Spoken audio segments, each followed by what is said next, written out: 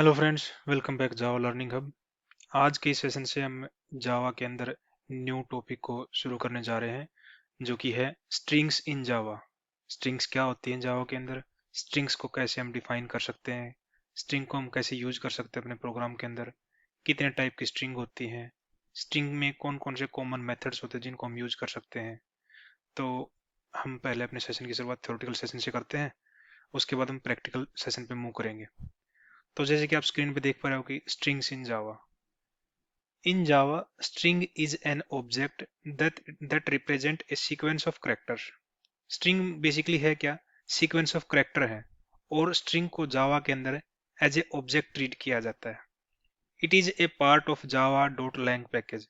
java.lang package के अंदर strings एक क्लास है जिसके अंदर ये सारे स्ट्रिंग से रिलेटेड जो भी कंसेप्ट हम आज इस सेशन में डिस्कस करेंगे, वो सारा सब कुछ java.lang पैकेज के अंदर आता है।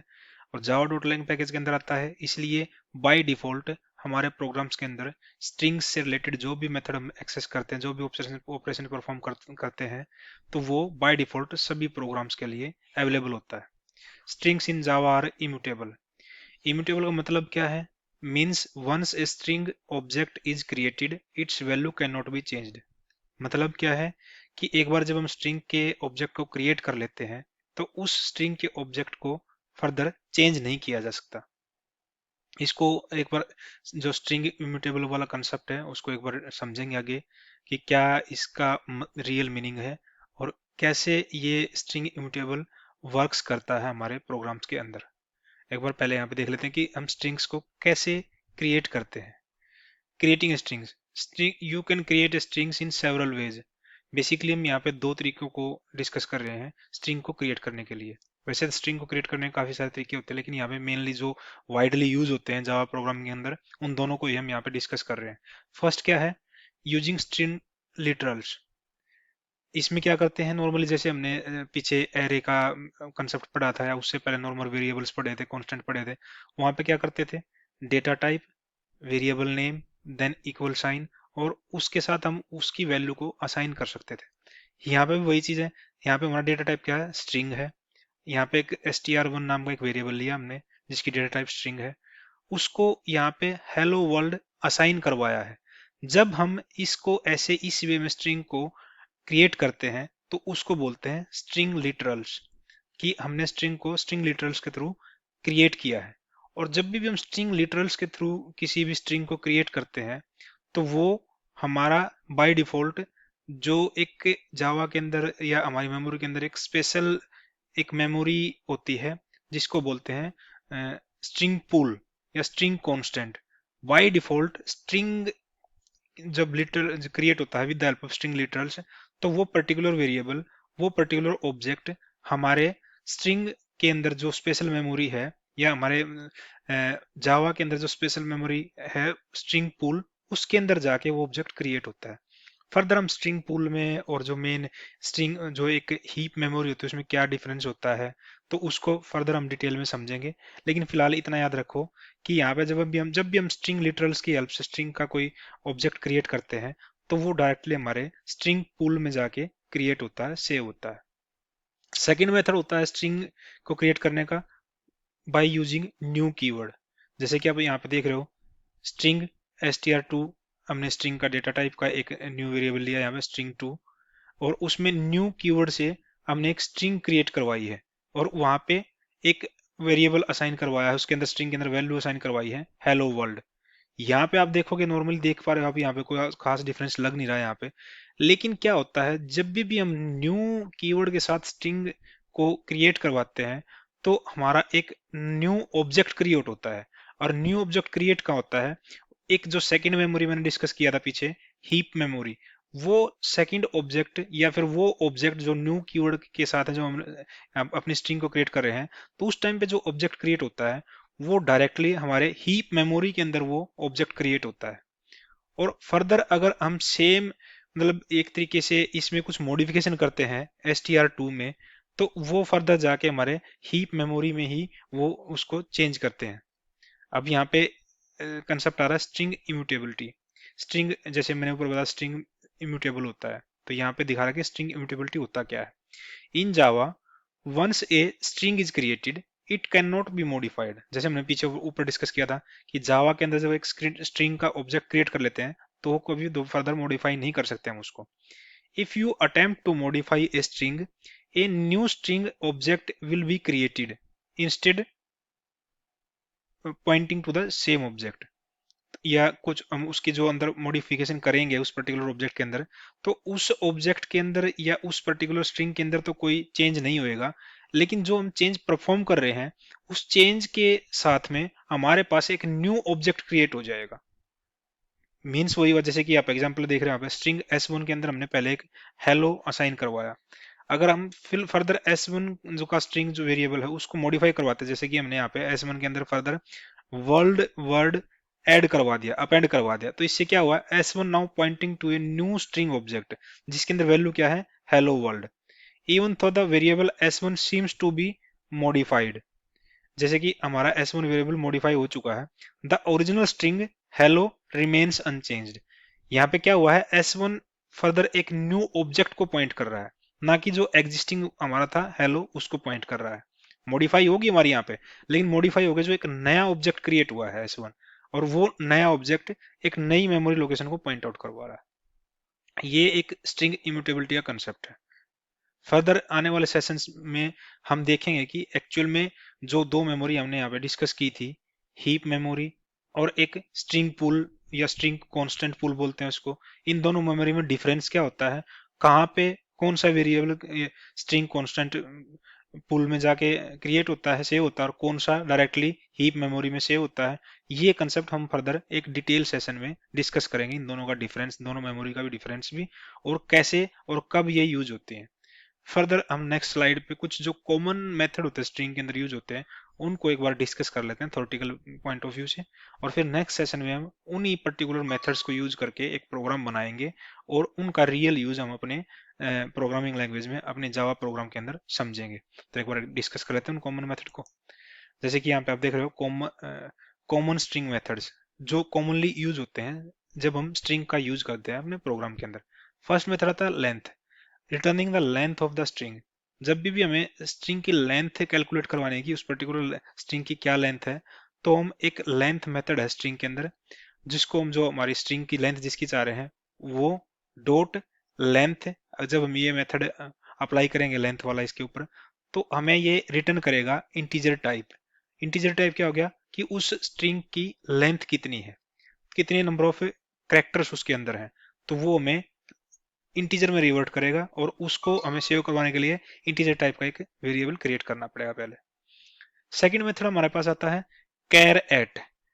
मीन्स क्या है, returning the character eight a specified index. हम यहाँ पे इस मेथड के हेल्प से ये जान सकते हैं कि इस स्ट्रिंग के अंदर एट पर्टिकुलर इंडेक्स हमारा करेक्टर कौन सा है। जैसे कि आप यहाँ पे देख रहे हो str1 एक स्ट्रिंग ली हमने और उसके ऊपर हमने अप्लाई करवाया डॉट कैर एट, ये हमने अप्लाई करवाया और उसमें हमने इंडेक्स पास करवा दिया 0th इंडेक्स। ये कह रहे कि फर्स्ट इंडेक्स पे str1 के अंदर कौन सा करेक्टर है, ये हमें रिटर्न कर रहा है, करेक्टर रिटर्न कर रहा है। इसलिए जो भी वैल्यू रिटर्न करेगा उसको सेव कराने के लिए हमें कैर टाइप का एक वेरिएबल क्रिएट करना पड़ेगा और उसके अंदर इस पर्टिकुलर मेथड से जो रिटर्न मिल रहा है हमें उसको सेव करवाना पड़ेगा। जैसे हमने str1 में पिछली स्क्रीन पे देखा था, हमारे पास क्या था, हेलो था, या हेलो वर्ल्ड कह सकते हैं पूरी स्ट्रिंग को। तो उसके फर्स्ट जो इंडेक्स था हमारा 0th इंडेक्स था, उस पे क्या था, हमारे पास एच वर्ड था, तो इसने हमें एच रिटर्न दिया है यहाँ पे। फर्दर मेथड आता है सब स्ट्रिंग। ये क्या करता है, रिटर्निंग ए सब स्ट्रिंग। अगर किसी मेन स्ट्रिंग में से, किसी एक पर्टिकुलर स्ट्रिंग में से हम कुछ पार्ट एक्सट्रैक्ट करना चाहते हैं, तो उस केस में हमें ये सब स्ट्रिंग का जो मेथड है स्ट्रिंग के अंदर, वो पार्ट हमें अवेलेबल करवाता है फ्रॉम एन ओरिजिनल स्ट्रिंग। अब इसमें से देखें कि यहाँ पे दो आपको ये यहाँ पे हमने दो आर्गुमेंट पास करवाए हैं। फर्स्ट आर्गुमेंट भी किस इंडेक्स से स्टार्ट होके और किस इंडेक्स तक हमें ये सब स्ट्रिंग एक्सट्रैक्ट करवानी है फ्रॉम मेन स्ट्रिंग में से। तो यहाँ पे हमने क्या लिया है कि 0th एलिमेंट से लेके और 5th एलिमेंट तक हमें एक्सट्रैक्ट करवाना है स्ट्रिंग 1 में से, str1 में से। तो हमने क्या किया, str1 डॉट सब स्ट्रिंग और स्टार्टिंग इंडेक्स और एंड इंडेक्स हमें यहाँ पे पास करवा दिया एज एन आर्गुमेंट, और उसने हमें रिटर्न करवा के एक सब स्ट्रिंग दे दी, सब स्ट्रिंग दी है इसलिए हम स्ट्रिंग का एक फर्दर एक वेरिएबल क्रिएट किया और इस के मेथड द्वारा जो हमें रिटर्न मिल रहा है उसको हमने सब स्ट्रिंग में सेव करवा लिया। तो मैं हेलो वर्ल्ड में से इसने हेलो एज ए सब स्ट्रिंग दे दिया और यहाँ पे अब आप जब प्रोग्राम लेवल पे देखोगे इसको तो हमें ऐसे ये आउटपुट में देगा, हमें मेन स्ट्रिंग में से एक पर्टिकुलर सब स्ट्रिंग रिटर्न करेगा। सेकंड फिर फर्दर हमारे पास नेक्स्ट मेथड है इक्वल्स। ये क्या करता है, compare two strings for equality, मतलब ये चेक करवाता है, टेस्ट हम कंपेयर कर सकते हैं टू स्ट्रिंग्स को with the help of this equals method. ये हमें बुलियन टाइप का रिजल्ट देगा। अगर हमारे पास जो जो जो स्ट्रिंग वन और स्ट्रिंग टू को हम कंपेयर करवा रहे हैं, अगर वो दोनों इक्वल हैं तो हमें ट्रू रिजल्ट देगा, इक्वल नहीं है तो ये फॉल्स रिजल्ट देगा, क्योंकि ये हमें ओनली बुलियन रिजल्ट देगा जो या तो ट्रू हो सकता है या फॉल्स हो सकता है। यहाँ पे क्या है, str1 और str2 true if both string are identical, जैसे कि हमने अभी डिस्कस किया, अगर दोनों सेम है इक्वल है तो हमें ट्रू देगा, इक्वल नहीं है तो हमें फॉल्स देगा। नेक्स्ट क्या है, इक्वल इग्नोर केस। ये एक अनदर इक्वल की ही टाइप है, लेकिन इस केस में क्या करते हैं, अगर ऊपर वाले मेथड से हम कंपेयर करवाते हैं, अगर दोनों स्ट्रिंग के स्ट्रिंग वन और स्ट्रिंग टू में अगर हमारे पास जो वर्ड है या करेक्टर है अगर वो केस सेंसिटिव है, तो उस केस में ये भले ही हमारे पास हेलो वर्ल्ड दोनों में सेम ही हो, लेकिन एक में हेलो का एच कैपिटल है और नेक्स्ट में हेलो का एच स्मॉल है, तो उस केस में ये हमें फॉल्स देगा। लेकिन अगर इक्वल इक्वल्स इग्नोर केस वाले मेथड से हम स्ट्रिंग को हम कंपेयर करवाते हैं, तो उस केस में वो जो केस सेंसिटिव स्ट्रिंग वाला केस है उसको ये केस को इग्नोर करेगा, कंपेयर्स टू स्ट्रिंग इग्नोर के केस डिफरेंसेस। मतलब उस केस में क्या होगा, जैसे यहाँ पे आप देख पा रहे हैं str1 equals ignore case hello world, यहाँ पे हमने यही ले रखा है क्योंकि हमारी str1 में हेलो का एच कैपिटल है और str जो यहाँ पे पास करवाया हमने वहां पे हेलो का एच स्मॉल है। तो इसने क्या किया है, हमें ट्रू रिटर्न किया है। क्यों किया है, क्योंकि ये केस को इग्नोर कर रहा है। तो ये कुछ मेथड्स हैं हमारे पास कॉमन स्ट्रिंग के, जो हम अपने प्रोग्रामिंग लेवल पे बहुत ज्यादा यूज करते हैं। आगे नेक्स्ट स्लाइड पे कुछ मेथड और हैं, उनको एक बार देख लेते हैं। जैसे कि यहाँ पे क्या है, नेक्स्ट मेथड हमारे पास है टू अपर केस और टू लोअर केस, दो मेथड्स हैं स्ट्रिंग के अंदर। जो भी ये मेथड क्या करेंगे, कन्वर्ट्स द स्ट्रिंग टू अपर और लोअर केस। अपर और लोअर केस का मीनिंग तो आप जानते ही हो कि अगर हमारे पास लोअर केस में पूरी स्ट्रिंग है, अगर उसको हमें टू अपर केस का मेथड अप्लाई करेंगे उस पर्टिकुलर स्ट्रिंग के ऊपर, तो ये हमें पूरी की पूरी स्ट्रिंग को अपर केस में कन्वर्ट करके दे देगा। अगर अपर केस में हमारे पास स्ट्रिंग है और उसको to lower case method apply करते हैं, तो हमारे पास वो पूरी पूरी स्ट्रिंग को लोअर केस में कन्वर्ट करके दे देगा। ये तो नॉर्मल इजी है समझने के लिए भी, लेकिन ये स्ट्रिंग के अंदर ये फंक्शनलिटी और ये मेथड अवेलेबल है जो कि बहुत कॉमनली यूज होता है। क्योंकि कई बार क्या होता है, हमारे इन इस मेथड की बहुत ज्यादा नीड पड़ती है हमें अपने प्रोग्राम के अंदर, जब हमें कहीं पे किसी ऐसा सिचुएशन आती है कि हमें पर्टिकुलर स्ट्रिंग को एज ए कैपिटल और पूरे पूरे वर्ड को पूरा कैपिटल अपर केस में पास करवाना हो, तो वहां पे हम पहले उसको कन्वर्ट करवाएंगे string dot to upper case method से, और फिर हम उसको फर्दर उस पर्टिकुलर मेथड में पास करेंगे। आने वाले प्रोग्राम में या फिर जब हम प्रोग्राम बनाएंगे अपने प्रोजेक्ट लेवल पे तो उसको देखेंगे, ये बहुत ज़्यादा यूज होते हैं, तो आप इसका यूज रियल में तब वहां पे देख पाओगे। नेक्स्ट मेथड हमारे पास कंटेन्स। ये क्या करता है, checks if the string contains a specific sequence of characters. Means वही क्या है यहाँ पे, अगर हमारे पास कोई स्ट्रिंग है और उसके अंदर हम चेक करवाना चाहते हैं कि उस स्ट्रिंग के अंदर पर्टिकुलर वर्ड अवेलेबल है या नहीं है, तो ये जो डॉट कंटेन्स मेथड है ये हमें रिटर्न करता है बुलियन टाइप का रिजल्ट, ट्रू और फॉल्स। अगर वो पर्टिकुलर सीक्वेंस ऑफ कैरेक्टर जो हम चेक करवा रहे हैं किसी पर्टिकुलर स्ट्रिंग के अंदर, अगर वो एग्जिस्ट करती है, अगर वो स्ट्रिंग कंटेन करती है उन कैरेक्टर्स को, तो ये हमें ट्रू देगा, अगर कंटेन नहीं करती तो हमें फॉल्स देगा। ये भी बहुत ज्यादा यूज होता है। नेक्स्ट मेथड है हमारे पास रिप्लेस। ये क्या करता है, replaces all occurrence of characters with a new character. यहाँ पे क्या है कि किसी पर्टिकुलर स्ट्रिंग में हमें किसी कैरेक्टर को रिप्लेस करवाना है किसी अदर कैरेक्टर के साथ, तो वहां पे हमारा ये रिप्लेस मेथड वर्क करता है और स्ट्रिंग के अंदर ये रिप्लेस मेथड अवेलेबल है। तो उसके अंदर हम क्या करते हैं, स्ट्रिंग डॉट रिप्लेस, जिस कैरेक्टर को रिप्लेस करवाना है और जिसके साथ रिप्लेस करवाना है वो comma separated as a argument यहाँ पे पास करने पड़ते हैं हमें। जैसे यहाँ पे आप देख पा रहे हो हमारे पास था क्या, हेलो वर्ल्ड था, हमने ओ को रिप्लेस करवा दिया ए के साथ, तो ये हुआ क्या हमारे पास हेला वर्ल्ड। ये चेंज हो गया, जितने भी ओ की अक्रेंस थी हमारे पास स्ट्रिंग में, वो ए से रिप्लेस होगी और हमारे पास न्यू स्ट्रिंग क्या आई है, हेला वर्ल्ड। नेक्स्ट जो पीछे हमने एक कंसेप्ट डिस्कस किया था पिछली स्लाइड पे, स्ट्रिंग पूल। स्ट्रिंग पूल क्या है? Java maintains a special memory area called the string pool which store string literals. When you create a string using a string literal, like हमने पहले देखा जब हम स्ट्रिंग को क्रिएट करने मेथड पढ़ रहे थे, तो फर्स्ट मेथड क्या था कि हम लिटरल के थ्रू जो स्ट्रिंग बनाते हैं, जो डायरेक्टली हम स्ट्रिंग एक वेरिएबल लेके उसके अंदर डायरेक्टली हम ये डबल कोट्स के अंदर कोई भी वर्ड या करेक्टर हम असाइन करवाते हैं, तो उस पर्टिकुलर मेथड को क्या कहते हैं, स्ट्रिंग लिटरल्स के थ्रू स्ट्रिंग क्रिएट करना कहते हैं। और जब भी हम किसी स्ट्रिंग को स्ट्रिंग लिटरल्स के थ्रू क्रिएट करते हैं, तो वो डायरेक्टली हमारे पास जो स्पेशल मेमोरी है जावा के अंदर, स्ट्रिंग पुल, वहां पे जाके वो उस पर्टिकुलर स्ट्रिंग का ऑब्जेक्ट क्रिएट होता है। जावा यहाँ पे जावा मेंटेन्स स्पेशल मेमोरी और कॉल्ड स्ट्रिंग पूल। जावा एक स्पेशल मेमोरी मेंटेन करवाती है जिसको स्ट्रिंग पूल कहते हैं, विच स्टोर्स स्ट्रिंग लिटरल्स को स्टोर करती है।